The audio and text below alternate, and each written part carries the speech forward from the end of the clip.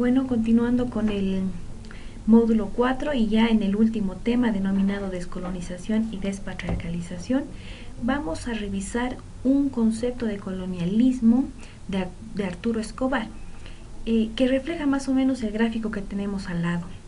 El modelo hegemónico global de poder instaurado desde la conquista articula raza y labor, espacio y gente, de acuerdo a las necesidades del capital y para el beneficio de los blancos europeos. Dentro de esta categorización que acabamos de referir, el colonialismo diferencia el sexo binario, lo cataloga, lo clasifica, reconoce macho y hembra. Y dentro de las hembras no las reconoce como mujeres. Las hembras son aquellas que no pueden participar en la arena pública, simplemente porque no poseen pene. Eso las diferencia del macho. Para ellos estos seres no tienen diferenciación más que en sus genitales. Si no tiene pene, es hembra, y si no tiene pene, no participa en la arena pública. Y por otra parte, el colonialismo nos instaura esta hegemonía de poder, ¿no? El sobreponerse a otra cultura a través de la fuerza. Lo que hace es diferenciar a los indígenas y a los afrodescendientes.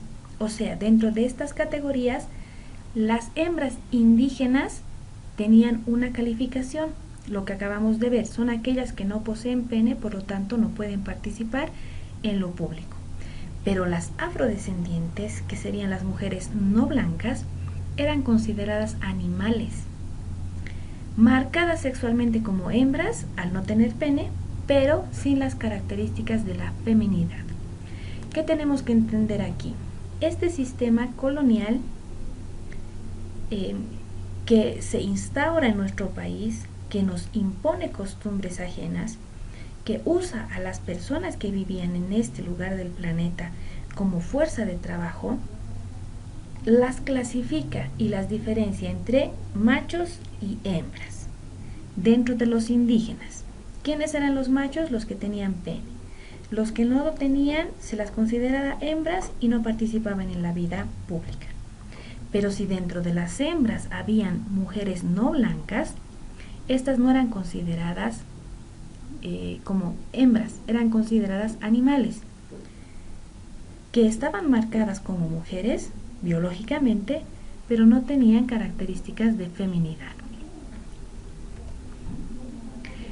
Este, digamos, resumen que nos puede llevar a ver lo grave de la colonización sumada al patriarcado en la situación de la mujer ya desde esa época, que nosotras éramos sometidas no solamente por los colonizadores, sino también por nuestros propios hombres, los propios machos que pertenecían a nuestra cultura.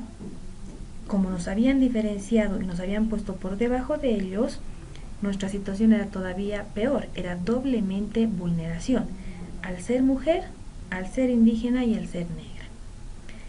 Contra este paradigma de la descolonización, o más bien de la colonización y del patriarcado, surge la reforma de nuestra Constitución.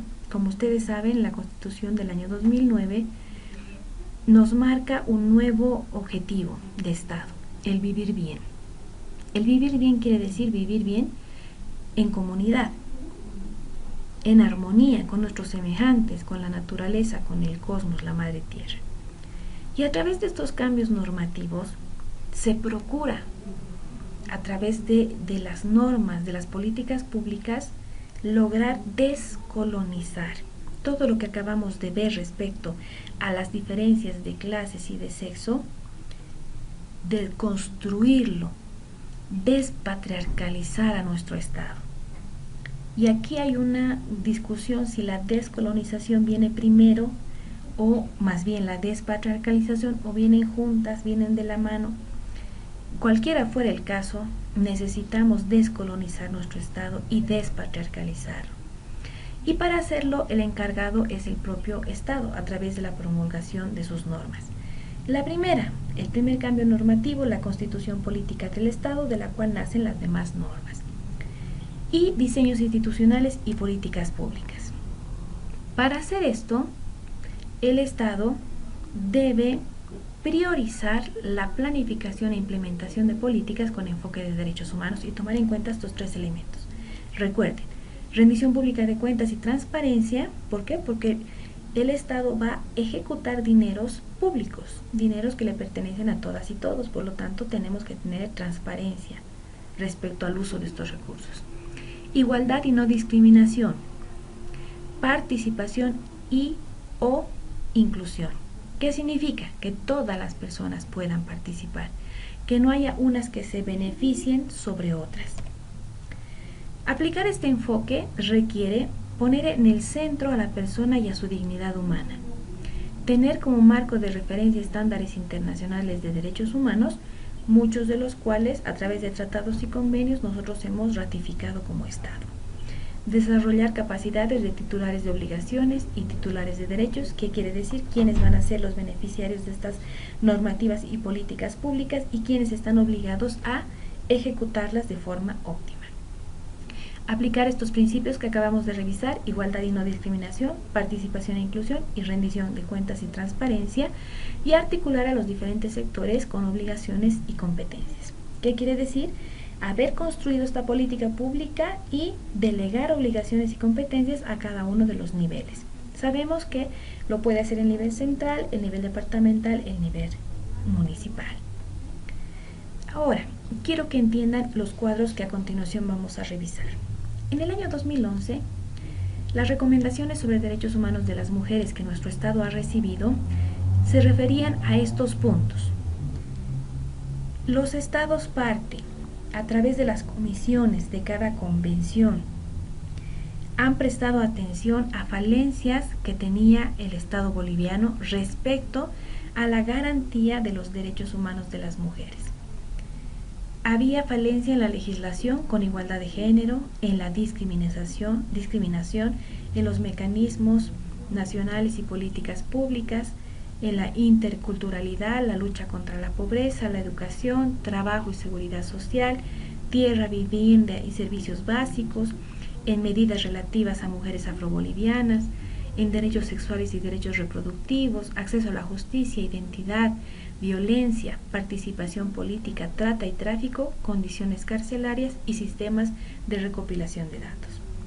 Todas estas falencias que se han identificado en estas recomendaciones que le han hecho llegar al Estado boliviano el año 2011 se refieren a desigualdades de trato y de ejercicio de derechos de mujeres respecto al resto de la población. Por lo tanto, el Estado tenía la obligación de poder subsanar estas observaciones. Y tenemos que desde la gestión 2006 hasta la gestión 2005, el Estado ha avanzado normativamente a favor de las mujeres. Y aquí les he traído la normativa relacionada a todos los derechos de la mujer. Hablamos de educación, hablamos de salud, hablamos de permisos, incluso laborales para la realización de exámenes médicos, hablamos de la ley de violencia y acoso político, hablamos también de la ley contra la trata y tráfico de personas, ratificaciones de convenios, etc. ¿Por qué traigo a colación esto? Es posible, y de hecho lo es, nuestro Estado es el precursor incluso de alguna normativa que regional en los países de la región no existía, como el de acoso y violencia política.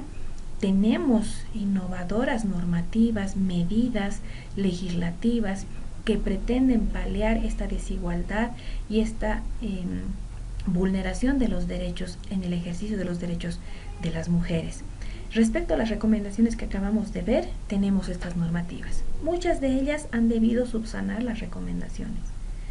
Pero, a pesar de eso, como lo dice el cuadro de la derecha, a pesar de que hemos garantizado a través de nuestras constituciones políticas del Estado y nuestras normas que las mujeres están en igualdad en derechos, sigue habiendo discriminación, persiste en muchos ámbitos directa o indirectamente.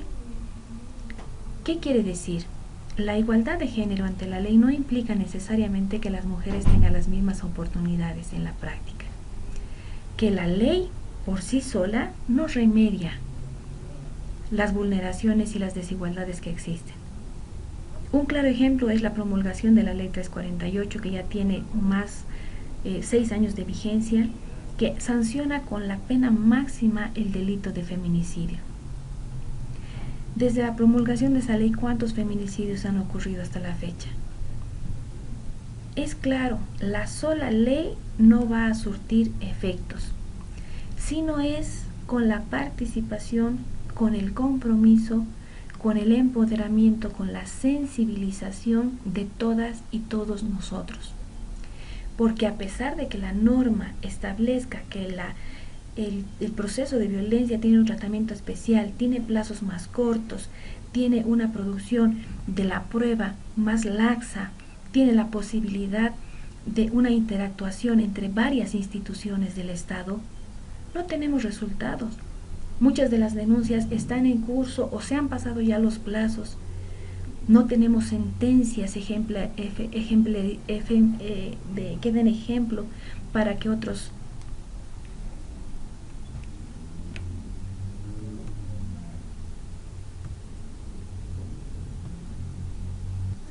a pesar de la promulgación de la ley, no tenemos resultados ciertos, resultados efectivos y eficientes. La erradicación de la violencia avanza a pasos muy lentos. Necesitamos tomar conciencia, porque a pesar de que la ley diga que el investigador asignado al caso no debe revictimizarme, que el médico forense no debe preguntarme cuestiones particulares sobre los golpes que yo refiero, que el fiscal debe actuar de forma objetiva, que el juez debe respetar los plazos. Nos encontramos lamentablemente en que en la realidad no es así.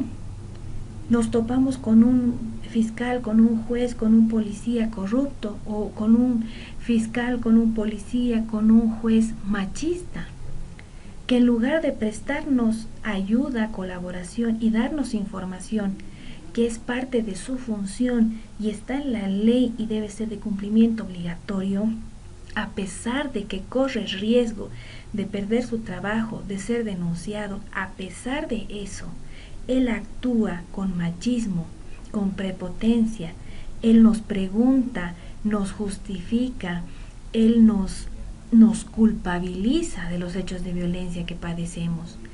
Él o ella opinan sobre las agresiones que hemos sufrido, a pesar de que la ley dice que no puede hacerlo, a pesar de que existen protocolos, manuales, guías de tratamiento, de atención, de abordaje a personas en crisis. A pesar de eso, a pesar de que se los capacita, a pesar de que se intenta que todos estemos sensibilizados en la temática, no logramos romper esta carcasa de machismo y patriarcado que está en lo más profundo de nuestro ser, porque lo hemos aprendido. Cuando una mujer es víctima de violencia sexual, le preguntamos cómo estaba vestida. Cuando una mujer es víctima de violencia física, le preguntamos qué has hecho para hacerte pegar. Cuando una mujer es amenazada, le decimos, no te va a hacer nada, dice nomás que te va a hacer. Le restamos credibilidad, le damos trato indigno, tratamos a las víctimas como si ellas fueran las culpables. Por eso las leyes que acabo de mencionar, que tenemos, que existen, que están en vigencia, no tienen efecto. Somos nosotros y nosotras los que tenemos que trabajar desde cualquier espacio. Como lo hemos visto en el tema anterior, el tema de prevención es sumamente importante, porque todos unidos contra la violencia vamos a lograr que ésta se erradique. Les invito que vean estos dos videos. No a la revictimización por parte de la policía y por parte del servicio legal. Muchas gracias por su atención. Les felicito a todas y todos por haber tomado la decisión de cursar este diplomado en una temática tan importante como la violencia hacia las mujeres. Espero que además de haber adquirido conocimientos nuevos, materiales que les van a servir en el desarrollo de sus actividades cotidianas, hayamos podido lograr que reflexionemos sobre el tema, que logremos que los comportamientos que tenemos que vulneran y afectan los derechos de los otros se reduzcan, logremos en algún momento erradicar la violencia. Solamente con nuestro compromiso podemos hacerlo. Muchas gracias por su atención. EGPP.